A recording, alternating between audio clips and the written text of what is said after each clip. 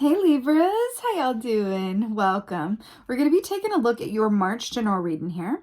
So in the meditation, I saw an image of a turtle on a mountaintop that was being kind of boxed in or restricted by 4 wands, right?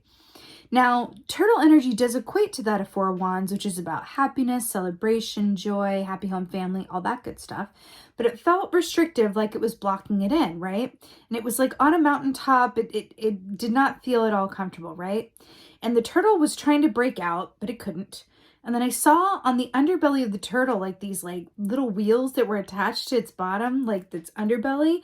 They were going fast, fast, fast, fast, fast. But instead of moving forward, it with momentum, it broke through the crest of the mountain till it dropped all the way down through the mountain and landed beneath it. But it landed in this beautiful body of water. And then it just felt like this, like, before it got there, it went through all these crazy twists and tunnels and turns as it tried to get through this mountain. It kind of looked like an ant maze before it landed in the water and was like, So I feel like for March, there's definitely an emphasis on timing, fast movement, slow movement, but there's also this feeling around that your path this month, right? And it could be something that begins this month and carries over to, following months, but it feels like there's an element of twists and turns and an effort being met with resistance that comes up. And I would say that to trust the twists and turns. Trust the path ahead as it is and see it as perfect, regardless of how it may actually feel at one point or another. The path is perfect. The way ahead is perfect. Every obstacle, every bump in the road, every back door, every side entrance, every detour is there to route you onto your highest and best path. Okay? So there's something about that for you. All right. Let's see what your animal energy is for March. My beautiful Libran butterflies. Beautiful. Okay. Oh, butterfly at the bottom. Okay. The crow. Absolutely perfect. So this is really auspicious. So the crow equates to a high priestess / magician hybrid energy of connecting with the aspects of yourself that are deeply rooted in your own intuition and self-knowledge, right? Going inside to access those hidden aspects, right? Because all of the answers that you need are inside you, Dorothy. It's very true. And then also the magician of knowing how to use all of the tools at your disposal in order to manifest the life that you desire and deserve, right? The crow is very much about whenever crows come a-cawing, it's a sign that you are on the verge of manifesting something that you've really been working towards, right? It's not quite there yet, but it's about to pop off. And it's a really beautiful, beautiful energy around that.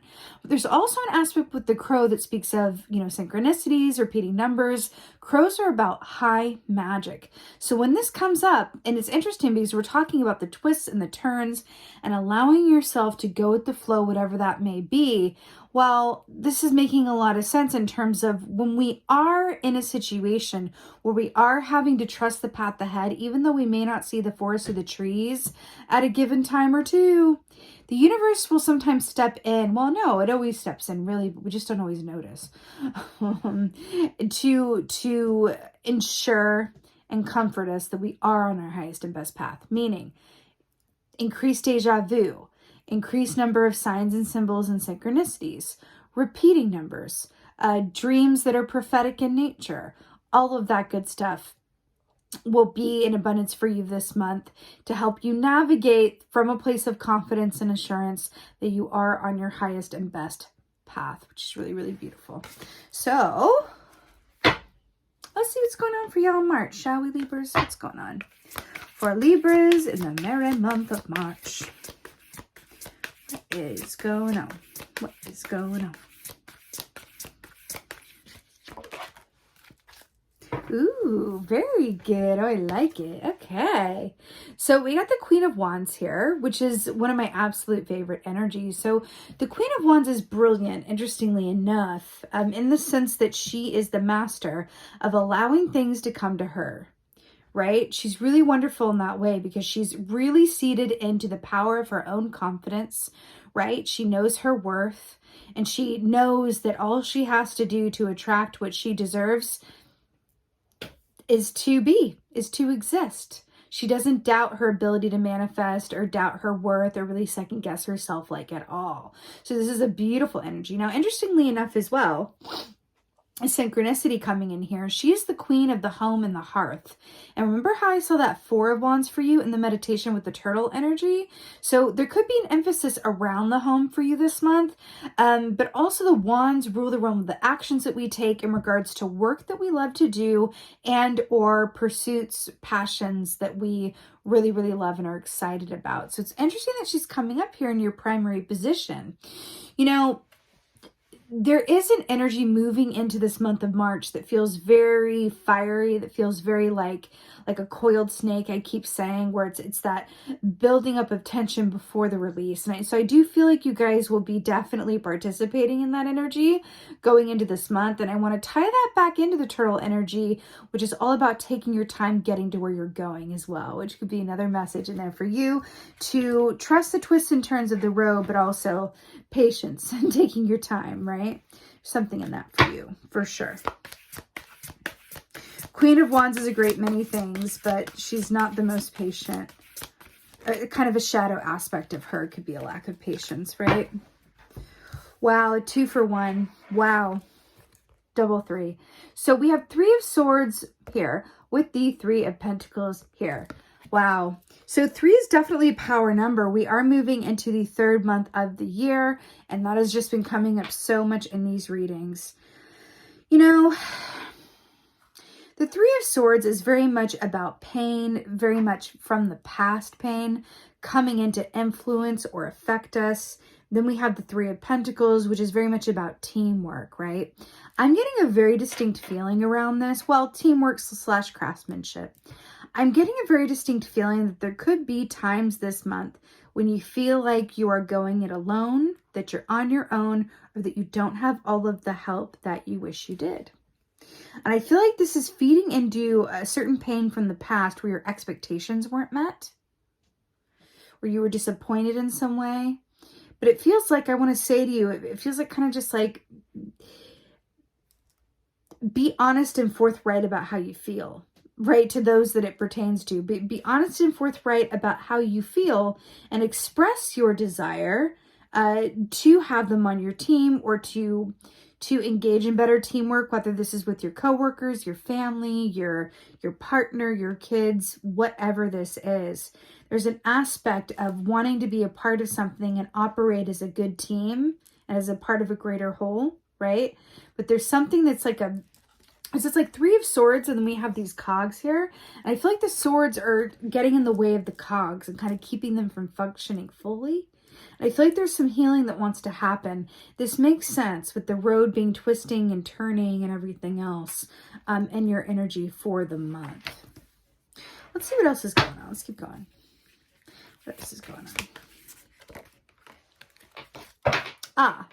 Right. So we have the 4 of Swords here, which is about rest, relaxation. It's interesting because I saw the 4 of Wands and then breaking down through the middle and then getting to the body of water. And then we have the 4 of Swords here, which is really about taking it easy. It's about resting. It's about allowing yourself to completely power down, not worry about anything, and really allow your mind, body, and spirit to rest. So it's interesting that I was feeling this sense of going it alone or carrying a little bit more than you feel like you're able, or maybe you even feel like you're carrying your load or your responsibility plus someone else's, or you're just feeling that extra burden.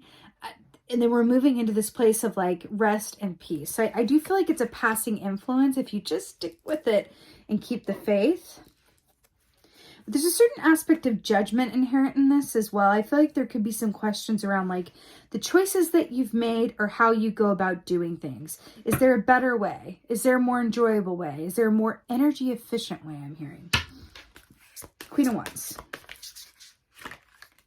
Ah, beautiful.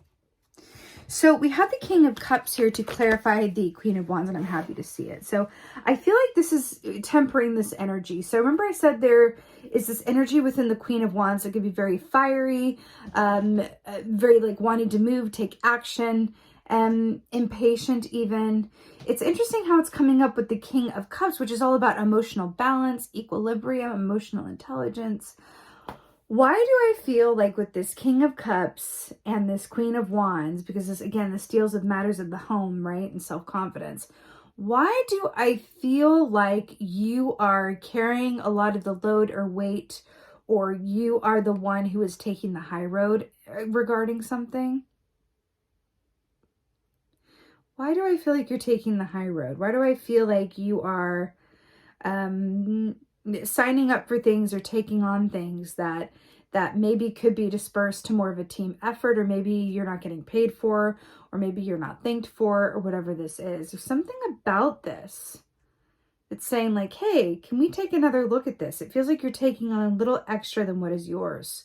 But I feel like on the light side of this, with the King of Cups and the Queen of Wands, there is a feeling of love of what you do. So this could be love of family, love of the unit that you're in, or loving the work that you do, so that it feels worth it at the same time. You're able to move throughout the ebbs and flows with a little bit more ease. Three of Pentacles, Three of Swords. Beautiful. Ace of Cups, to clarify the Three of Swords and the Three of Pentacles. So what's really brilliant about this is that the Ace of Cups is very much about great love, big hope. It's a fresh, brand new start around something, but it's also about self-care. This is also treating yourself very well. This is also understanding that you really can't be there for others to your fullest capacity unless you are first there for yourself. It feels like there's something in your world, because I keep seeing the turtle like turned upside down. I feel like there's something in your world or experience that feels a bit upside down, or just feels a bit intense. And I'm here to just cool it down with some water, because we got the King of Cups here to cool down the Queen of Wands. And then we have this big old overflowing Ace of Cups to cool down this Three of Pentacles with the Three of Swords. I'm also hearing a very special message around letting the past go. Let the past go and come from love. Let the past go, let it flow. That's what I'm hearing. You know, if there's anything in your environment, whether this is work, personal, how you deal with in and of yourself, whatever it is, if there's something that feels imbalanced, speak up about it and see to it. It feels incredibly important to do so. Don't sit on it. Don't allow resentment to build, or don't, if you're, you know, this is resonating from the perspective of like, yeah, I feel like I'm taking on a bit more than I can handle, or that I should have to deal with, you know, say something. This may even be you confiding to, you know, a trusted friend or family member, or colleague or partner about how you really feel inside. It really feels important that you allow yourself the gift of that, right? It feels really important. Also, by doing that, it also incentivizes and frees others up to confide in you as well, right? So it's reciprocal. It's an energy, a love energy that gives in and of itself, right? All right, Four of Swords. Let's see what's going on here. Four of Swords.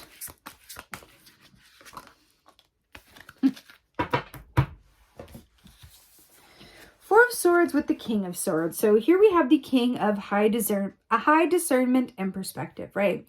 This beautiful eagle energy here sees all but says very little. That's a King of Swords. Sees everything, doesn't say very much. I feel like you are being asked to, or throughout the course of this month, you're going to be led to assume this position of the Four of Swords so that you can realign your perspective and better see all of the options at your disposal and how to maximize efficiency, maximize reciprocity, maximize joy, maximize. So it feels like you're really thinking in terms of like problem solving. How can I shift this? How can I give more to this? How can I promote this? How can I satisfy this need or requirement or request?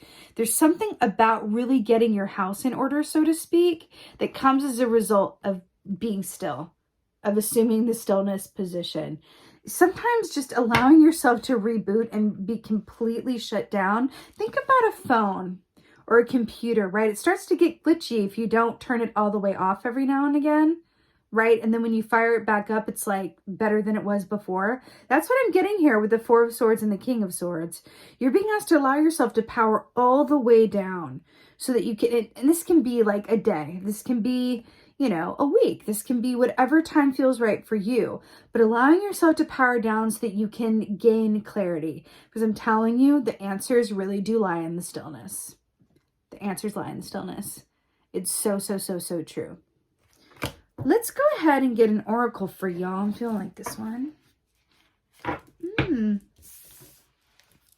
Yes, Libras, it feels intense. It is an intense energy, but it does feel like it's welcoming you and inviting you to, you know, realign yourself in a way that is going to better serve you and those you care about.